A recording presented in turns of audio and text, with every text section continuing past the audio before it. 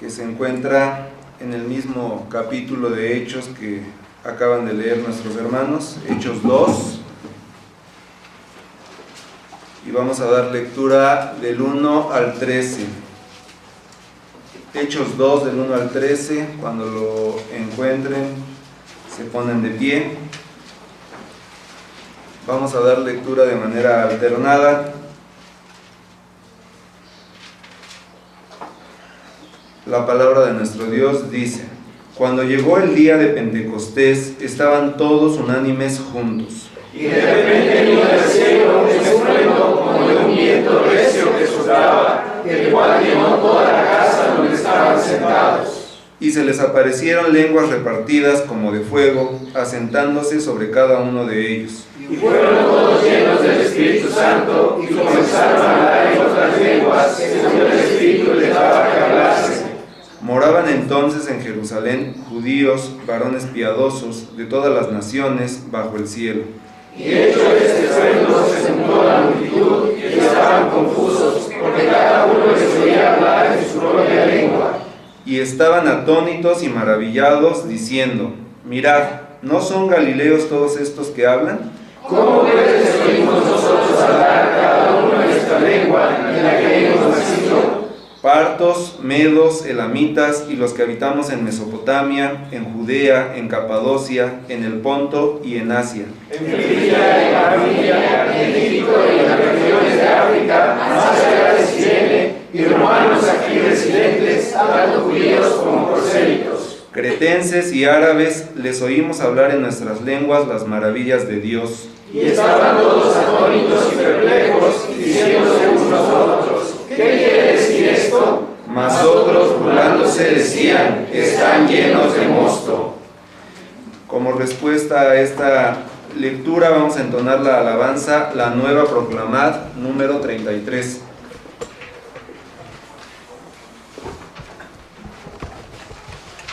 Dice este canto escrito en su música por W.J. Kirkpatrick y de su letra, la traducción fue de F. Botón, La Nueva Proclamada.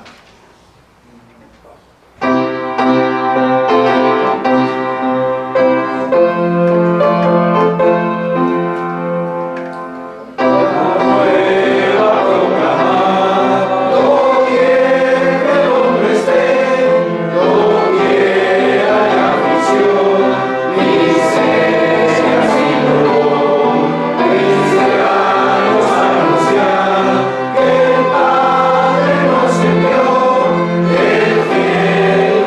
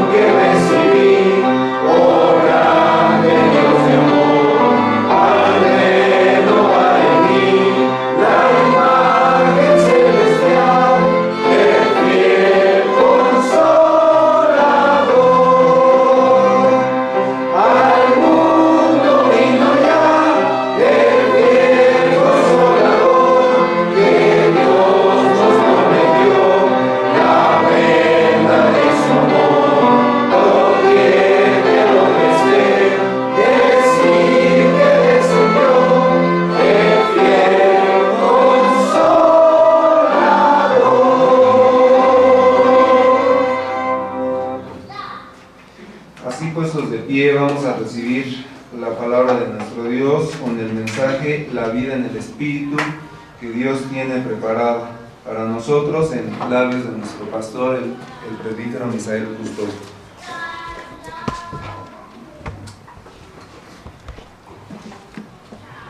Vamos, hermanos, a abrir la Escritura. Vamos a abrir la Escritura, hermanos, en el libro de Gálatas, capítulo 5, y leeremos ahí la porción final de este capítulo, versículos 16 al 26.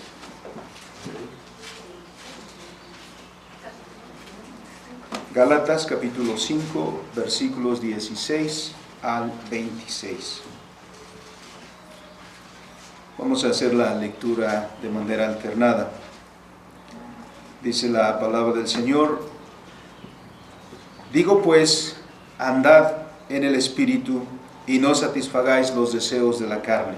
Porque el deseo de la carne es contra el Espíritu, y el del Espíritu es contra la carne, y estos se oponen entre sí, para que no hagáis lo que quisierais. Pero si sois guiados por el Espíritu, no estáis bajo la ley.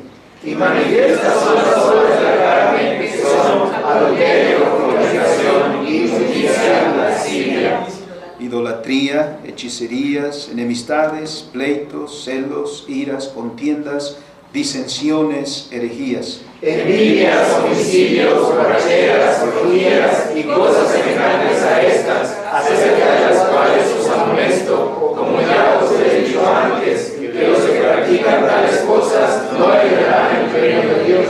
Mas el fruto del Espíritu es amor, gozo, paz, paciencia, benignidad, bondad, fe, mansedumbre, templanza. Contra tales cosas no hay ley. Pero los que son de Cristo han crucificado la carne con sus pasiones y deseos. Y si vivimos por el Espíritu, andemos también por el Espíritu. No nos hagamos vanagloriosos, irritándonos unos a otros, envidiándonos unos a otros. Amén.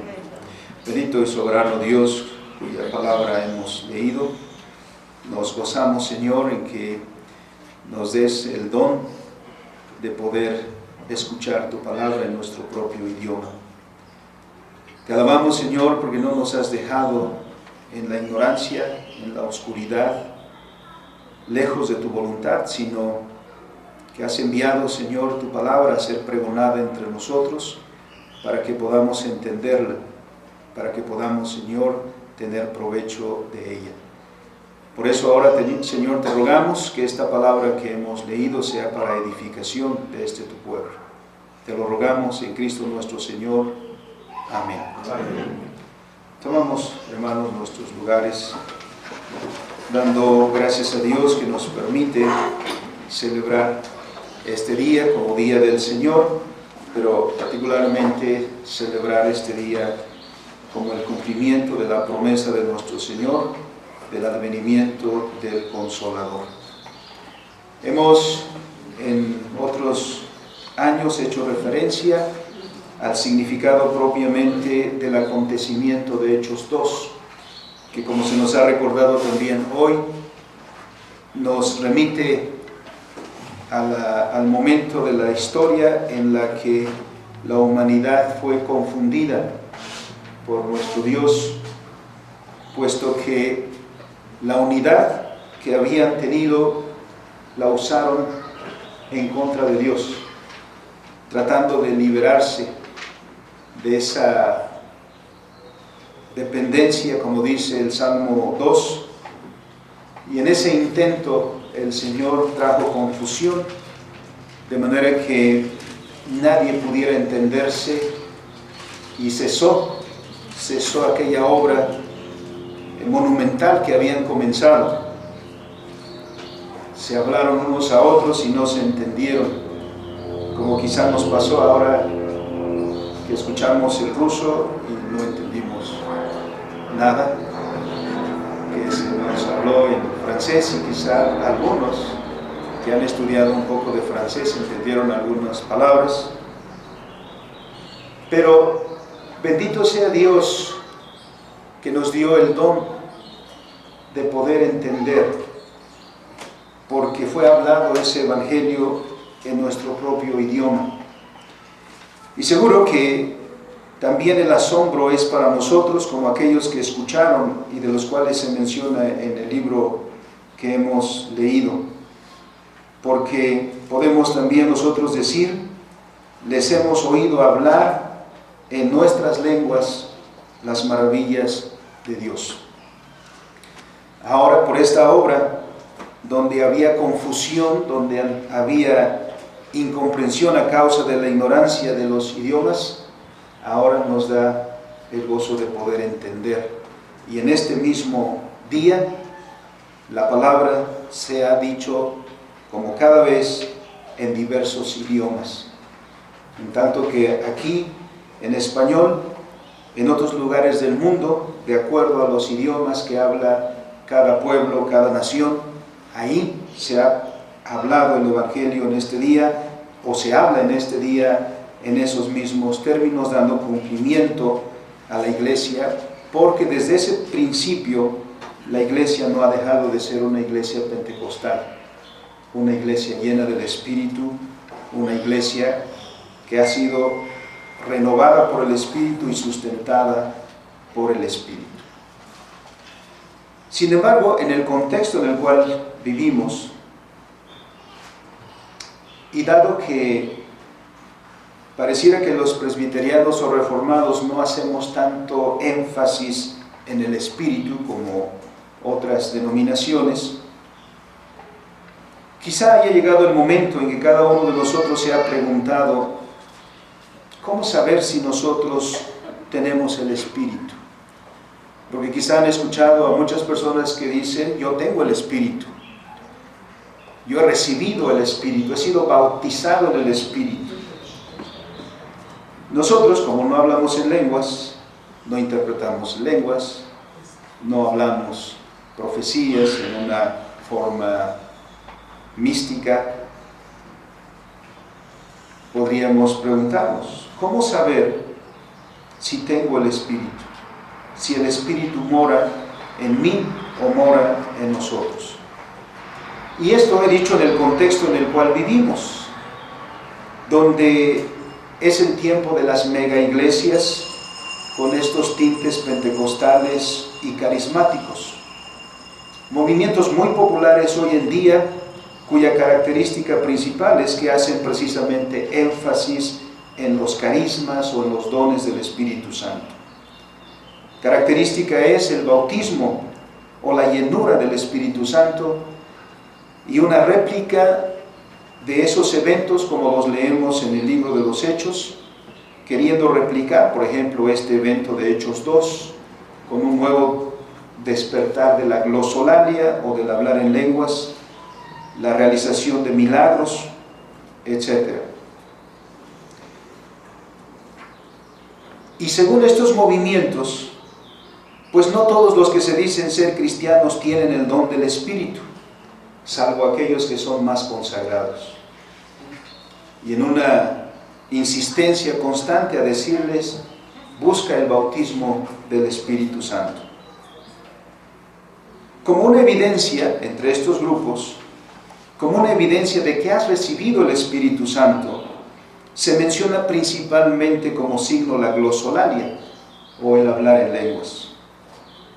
Tan es así que a mí me tocó hace algunos años, cuando tenía el tiempo para visitar algunas iglesias, en donde se incentivaba el hablar en lenguas, el decir, suelta la lengua y comienza a decir monosílabos, ¿no?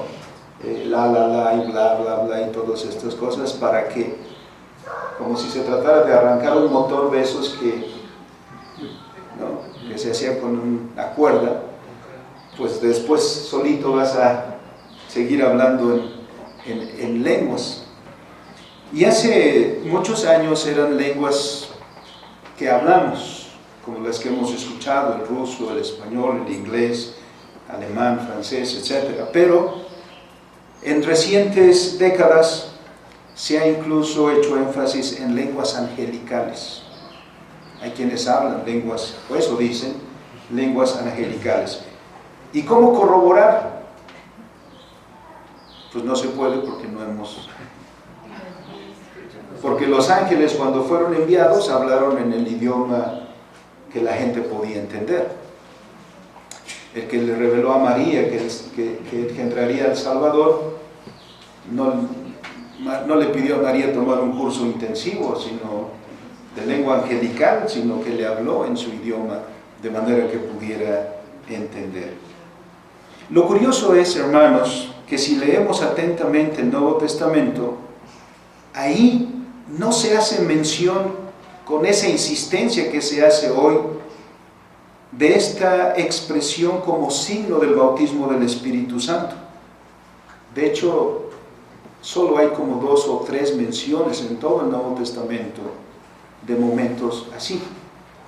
Pero si eso fuera tan esencial como signo del bautismo del Espíritu Santo, estaría casi en cada página del Nuevo Testamento.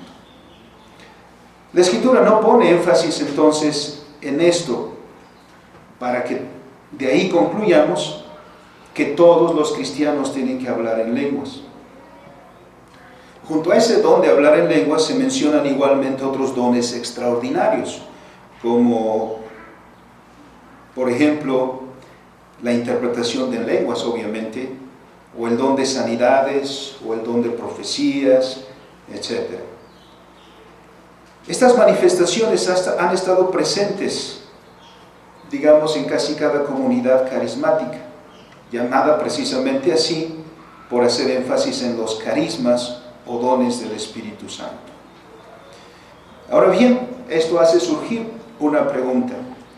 Si estas comunidades disfrutan de tal manifestación del Espíritu que nadie más, ¿por qué se han suscitado entre ellas grandes escándalos a causa de los pecados que han cometido sus consagrados o sus líderes super espirituales? No es que si estuvieran llenos del Espíritu tendrían una vida santificada. En las comunidades reformadas es evidente, no tenemos tales expresiones, pero por ello debemos concluir que nosotros no tenemos manifestaciones del Espíritu Santo de ninguna manera. Por supuesto que el Espíritu Santo está en nosotros y entre nosotros, y la evidencia de ello lo encontramos en la misma Escritura. Obviamente, ¿en dónde más? La Escritura es nuestra única norma de fe y de práctica. ¿Cómo saber entonces, hermanos, que el Espíritu Santo está en nosotros y mora con nosotros como fue prometido? La misma Escritura nos dice cómo podemos estar seguros de ellos. Y este pasaje que hemos leído aquí, en Gálatas capítulo 5, entre otros pasajes, por supuesto que nos da una gran enseñanza. Hay otro pasaje que encontramos en Romanos capítulo 8, pero como es parte del programa que estamos teniendo de predicación, lo vamos a reservar cuando lleguemos ahí, en el desarrollo que estamos teniendo. Pero ahora aquí en el libro de Gálatas, el apóstol Pablo escribe respecto precisamente de la obra del Espíritu Santo en la iglesia, en los términos en que hemos leído y en los cuales vamos a poner atención el día de hoy. Debemos tener presente el contexto. Esta es una carta de las que el apóstol Pablo enfatiza su exhorto. Es una carta que en algunos momentos deja ver a un Pablo hasta cierto punto enojado, porque le dice a los hermanos gálatas, ¿cómo es que han dejado el evangelio que recibieron para seguir otro evangelio? No que haya otro, dice. Pero se refería a que el haber comenzado la iglesia escuchando el evangelio de la gracia de Dios, un evangelio que nosotros hemos conocido también, que recibimos también nosotros, de que la salvación no es por las obras, sino por la fe. Habían estado experimentando la influencia de algunos judaizantes, un partido cristiano, pero que tenía todavía su vínculo con las tradiciones de sus ancestros, del Antiguo Testamento. Un énfasis en guardar ciertos días, ciertas fiestas, ciertas costumbres. Y en ese contexto es que el apóstol Pablo enfatiza el Evangelio de la gracia, el Evangelio de la fe en nuestro Señor Jesucristo. Porque paulatinamente parecía que si no fuera así, si no interviniera el apóstol, la iglesia terminaría otra vez donde había comenzado. Como vemos en la historia, en la Edad Media, la iglesia llegó otra vez a enfatizar las obras y entonces el mérito humano de la salvación, ocultando con ello la verdad de que la salvación es solo por la fe y solo por la gracia de Dios. El apóstol entonces, en ese contexto, escribiendo a los hermanos, llega a este punto donde exhorta a los hermanos a mantenerse firmes, a seguir en el Evangelio que han recibido. Y en el versículo 16 leemos entonces: digo pues, andad en el Espíritu y no satisfagáis los deseos de la carne. El cristiano, en primera instancia, recibe esta exhortación, porque vivir en el Espíritu es una demanda. Pablo está hablando aquí en términos imperativos. Andad en el Espíritu. Andar en el Espíritu no es el que unos sí deseen y quieran andar, sino, diríamos, no hay cristiano que no debe andar en el Espíritu. Debemos notar en primera instancia que el cristiano es aquella persona que ha sido regenerada por la obra del Espíritu Santo, para que pueda entonces ver a Jesús claramente y confesarlo tal cual es. Y dice la Escritura, es un don de Dios. Esto lo encontramos en Mateo 16, por ejemplo, cuando el Señor preguntó: ¿quién dice la gente que soy yo? Y mientras algunos lanzaban su conclusión, diciendo quizá es Juan, quizá es un profeta, quizá Isaías, quizá Jeremías, etc., el Señor le preguntó a sus discípulos: ¿y ustedes quién dicen que soy yo? Entonces Pedro, adelantándose a los demás, dice: tú eres el Cristo, el Hijo del Dios viviente. ¿Qué dice el Señor Jesús acerca de esas palabras que acaba de pronunciar Pedro? Eres bienaventurado, Simón, hijo de Jonás, porque eso que acabas de decir no te lo reveló carne ni sangre, sino mi Padre que está en los cielos. Es decir, confesar al Señor Jesucristo como Señor no es un logro nuestro, no lo hemos alcanzado por nosotros mismos. Ese es un don de Dios, que entonces solo puede confesar a alguien a Cristo como Señor cuando le ve claramente quién es Él, y solamente le puede ver claramente si eso le es dado por Dios. De manera que no puede haber alguien que confiese a Jesús como Señor y no haber recibido la obra del Espíritu Santo. Porque esto solo es posible por esa obra. Esa confesión está delatando la obra del Espíritu Santo. Esa confesión está delatando la presencia y la obra del Espíritu Santo en el corazón de aquel que lo dice. Como en otro lugar dice el Señor. Leamos en 1 Corintios 12:3.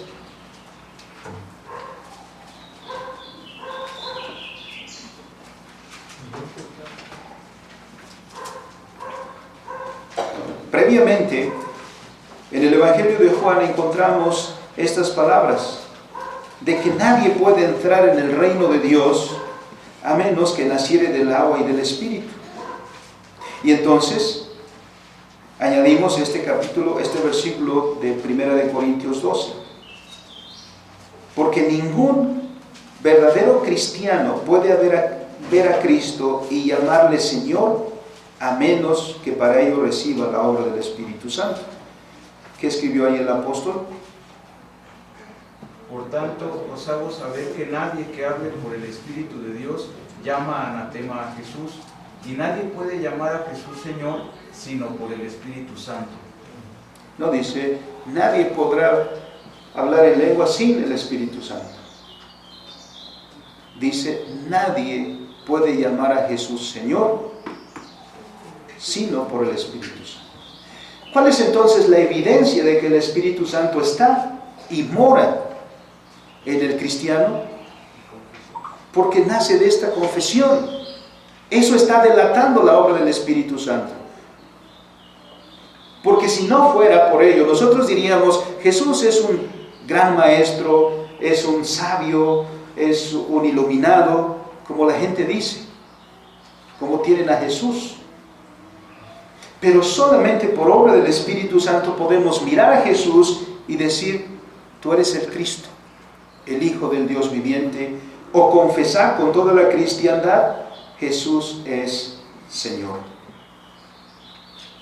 Porque nadie puede llamar a Jesús Señor sino por el Espíritu Santo. Porque Romanos 8:9 dice, sencillamente, si alguno no tiene el Espíritu de Cristo, no es de Él. Y en ninguno de estos dos capítulos el apóstol Pablo pone las lenguas o los portentos como evidencia de que el Espíritu Santo está, sino pone la confesión de todo corazón. Por eso también nos es recordado en el Catecismo de Heidelberg en la pregunta 32, ¿cómo te llaman cristiano? ¿O por qué te llaman cristiano? Y la respuesta dice, porque por la fe soy miembro de Jesucristo y participante de su unción, para que confiese su nombre y me ofrezca a Él en sacrificio vivo y agradable, y que en esta vida luche contra el pecado y Satanás con una conciencia libre y buena, y que después de esta vida reine con Cristo eternamente sobre todas las criaturas. ¿Por qué eres cristiano o por qué te llaman cristiano? Debemos saber dar esta respuesta. Así que entonces, a quienes han recibido este don de poder ver a Cristo, de llamarle Señor, de entregar su vida, de reconocerle como el Señor de su vida, ahí está el Espíritu. Ahí hay obra del Espíritu. Y es a esos a quienes se dirige el apóstol Pablo ahora en Gálatas con un imperativo: andad en el Espíritu. Y en primer lugar dice, no son manifestaciones de ciertos dones extraordinarios, como hemos dicho, los que delatan la presencia del Espíritu, sino esta restauración de nuestra vida y en nuestra comunión con el Señor. Llamamos a Jesús Señor nuestro. Y esa es una confesión clave para comprender la vida cristiana. Lo que da evidencia de la presencia del Espíritu Santo en nuestras vidas es que de todo corazón confesamos: Jesús es Señor. Como hemos leído en 1 Corintios 12:3, y es necesario enfatizarlo, nadie puede llamar a Jesús Señor sino por el Espíritu Santo. Es decir, entonces, que todo verdadero creyente ha recibido el Espíritu Santo, que es quien ha obrado nueva vida en nosotros. Si no es por el Espíritu, nosotros no podemos venir a Cristo ni confesarle como nuestro Señor.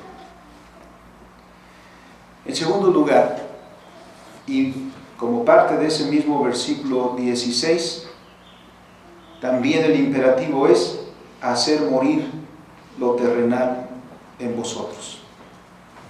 Dice, no satisfagáis los deseos de la carne. El texto dice completo, andad en el Espíritu y no satisfagáis los deseos de la carne. Porque la demanda de andar en el Espíritu o vivir en el Espíritu implica hacer morir en nosotros lo que Pablo llama lo terrenal o la carne. En Colosenses capítulo 3, versículo 5 usa esta expresión. El apóstol nos dice que no debemos satisfacer estos deseos. Y se está refiriendo a un deseo apasionado, un deseo desmesurado, tanto que se puede traducir como lujuria. Y dice el apóstol, no debemos ser dominados por nuestros deseos, sino por la dirección del Espíritu Santo. Como también tenemos la exhortación en Romanos 6. Pablo dice que ya no presentemos nuestros miembros como instrumentos al pecado, sino que los presentemos ahora como instrumentos de justicia. Porque con Cristo morimos juntamente, pero con Cristo también resucitamos juntamente. De manera que ahora hemos llegado a ser nuevas criaturas. Experimentamos nueva vida por la obra del Espíritu Santo. Y esta es una lucha. El verdadero cristiano experimenta esta lucha que es descrita aquí, en el versículo 17. El deseo de la carne es contra el Espíritu. Y el del Espíritu, o el deseo del Espíritu, diríamos, es contra la carne. Y estos se oponen entre sí, para que no hagáis lo que quisierais. Es decir, ¿cómo sabemos que somos verdaderos cristianos? Primero, por la confesión. Segundo, porque experimentamos la antítesis religiosa. Cuando estábamos sin Cristo, pecábamos. Pero ¿quién tenía cargo de conciencia? ¿No dice la Escritura que pecábamos? Como dice Romanos 1:32.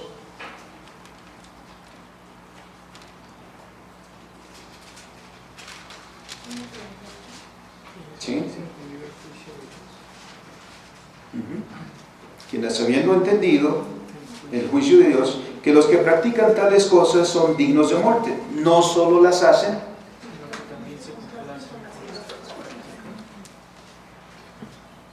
entonces ¿nos daba vergüenza el pecado? No. Lo hacíamos y nos complacíamos con los que igualmente pecaban. Antes de venir a Cristo no experimentábamos esa lucha que habla el apóstol aquí. Porque siendo pecadores, pecábamos y nos complacíamos con aquellos que igual que nosotros pecaban. No experimentábamos ese remordimiento que ahora como cristianos. Porque solamente el verdadero cristiano cuando peca y es confrontado con la Escritura, con la ley de Dios, siente un profundo dolor en su corazón porque sabe que ha ofendido a su Señor quebrantando su ley y es por lo tanto redarguido por el Espíritu Santo y por la palabra. El cristiano experimenta esta antítesis durante toda su vida, porque como dice el apóstol Pablo, ahora sabemos el bien que debemos hacer y también lo queremos. Pero ¿qué sucede? Encontramos en nosotros también una ley que es más fácil hacer el mal que no queremos que el bien que sí queremos y debemos. Y durante este tiempo de nuestra vida experimentamos ese conflicto. Por eso la vida cristiana se puede describir también en estos términos, porque luchamos para caminar en el camino del Señor y luchamos con los deseos de la carne. Por eso también el apóstol Pablo nos dice que la fe cristiana implica la crucifixión del ego. Dice el apóstol, ya no vivo yo. Ahora Cristo vive en mí. Eso es completamente contrario a la vida del incrédulo, que hace a un lado a Dios para colocarse a sí mismo en el centro de todo. Por eso el apóstol Pablo nos exhorta: andad en el Espíritu y no satisfagáis los deseos de la carne. Además, en el contexto que hemos visto de esta carta, pues andaban buscando su propia justificación. Si hacemos énfasis en las obras y hacemos a un lado el Evangelio de la gracia, queremos nosotros poner nuestras propias obras como obras de justicia. Por lo tanto, también dice el versículo 18: pero si sois guiados por el Espíritu, no estáis bajo la ley. El cristiano que ha sido regenerado por el Espíritu, que tiene la obra del Espíritu en sí a una nueva vida, que experimenta esa lucha, también se le asegura la dirección del Espíritu Santo. Porque el cristiano, dice Gálatas 2:20, muy conocido también este texto, porque el cristiano ha experimentado un cambio en la dirección de su vida. Ser cristiano significa ser guiado por el Espíritu, ya no por la carne. Porque, ¿qué leemos en este pasaje? Lo siguiente: con Cristo estoy juntamente crucificado, y ya no vivo yo, mas vive Cristo en mí. Y lo que ahora vivo en la carne, lo vivo en la fe del Hijo de Dios, el cual me amó y se entregó a sí mismo por mí. Este es el reconocimiento de lo que escribe Pablo en Romanos 6. Yo, el cristiano, confiesa: estoy crucificado juntamente con Cristo. Y ya no vivo yo, mas Cristo vive en mí. Y lo que ahora vivo en la carne, lo vivo en la fe del Hijo de Dios. Ese es el principio cristiano. El cristiano ya no vive para sí, sino para el Señor. Ya no busca lo suyo, sino la voluntad de su Señor.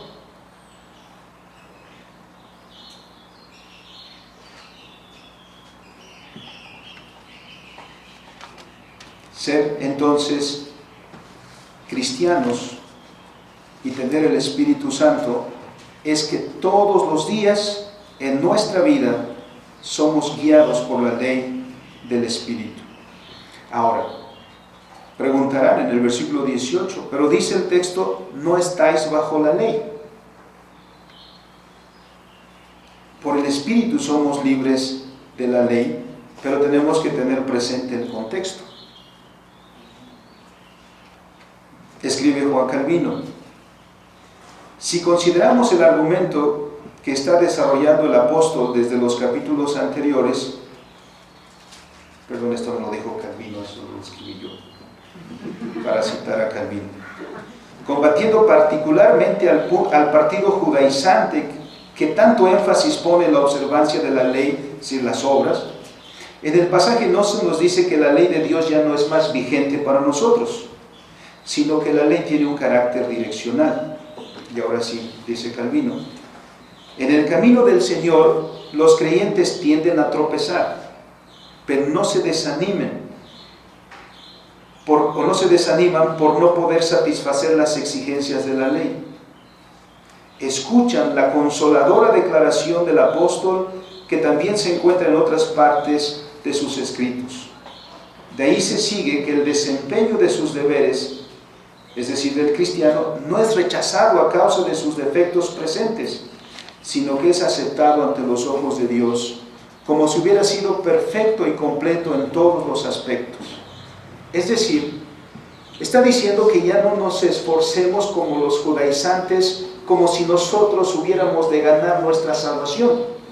Ya no estamos más en esa presión de la ley, es decir, tienes que cumplir, tienes que ganarte la salvación, ese énfasis en las obras.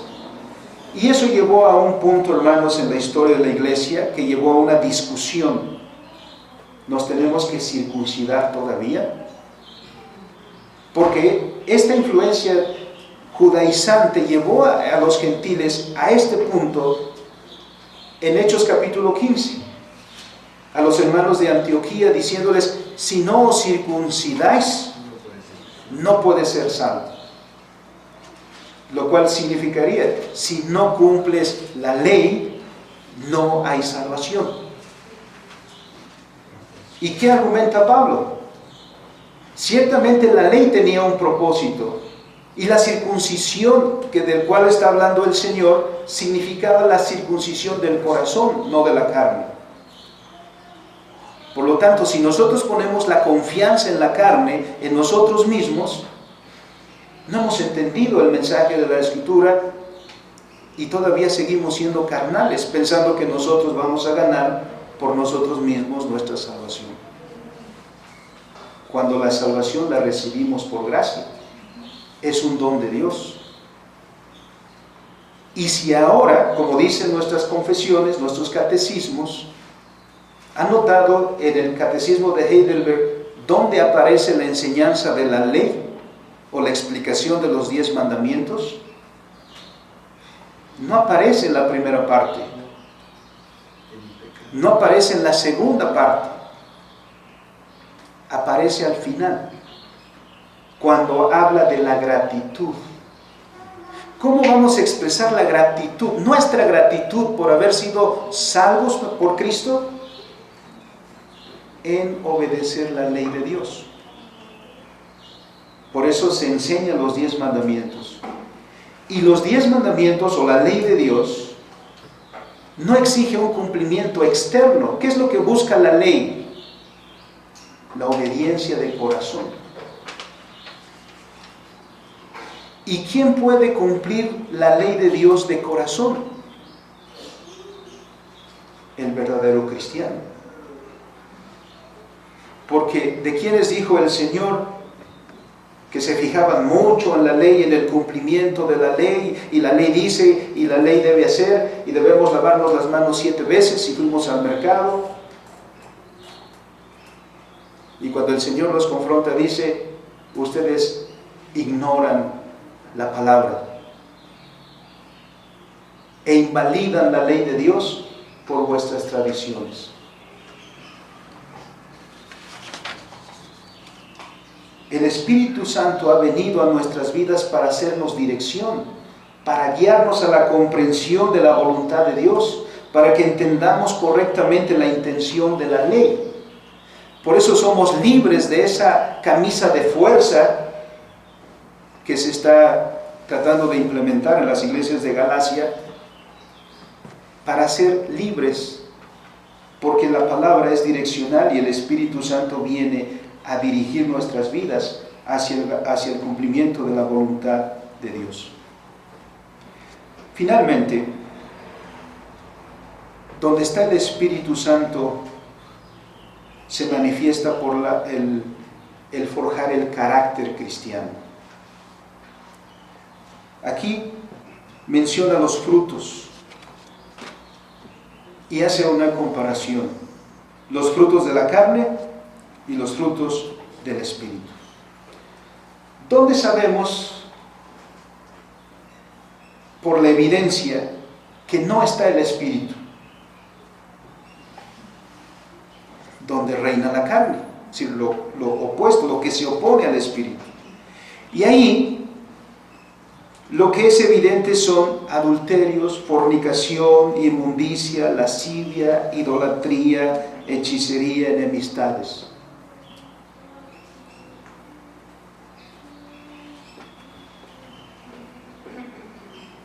Por eso decía al principio, en muchas de esas iglesias donde hablan de esa consagración de la super espiritualidad, ¿no están llenas de repente de escándalos? Escándalos sexuales, escándalos de dinero, escándalos de diversa índole. ¿O era el espíritu o era la carne? Porque es muy claro la Escritura: los que son de Cristo deben andar en el Espíritu, porque son guiados por el Espíritu Y eso no permanece oculto, sino que la presencia del Espíritu forja el carácter del cristiano, porque los frutos del Espíritu son evidentes en su vida. Dice, ¿cuáles son los frutos del Espíritu?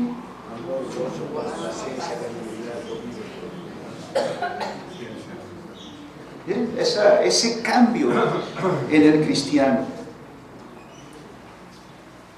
Por eso dice en el versículo 25, si vivimos por el Espíritu, andemos también por el Espíritu.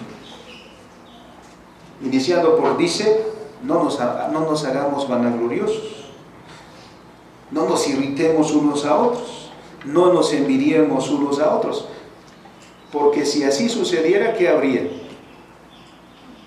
¿O qué estaríamos dando evidencia? ¿De la vida en el Espíritu? ¿O de en primer lugar estarían afloreando nuestros deseos carnales?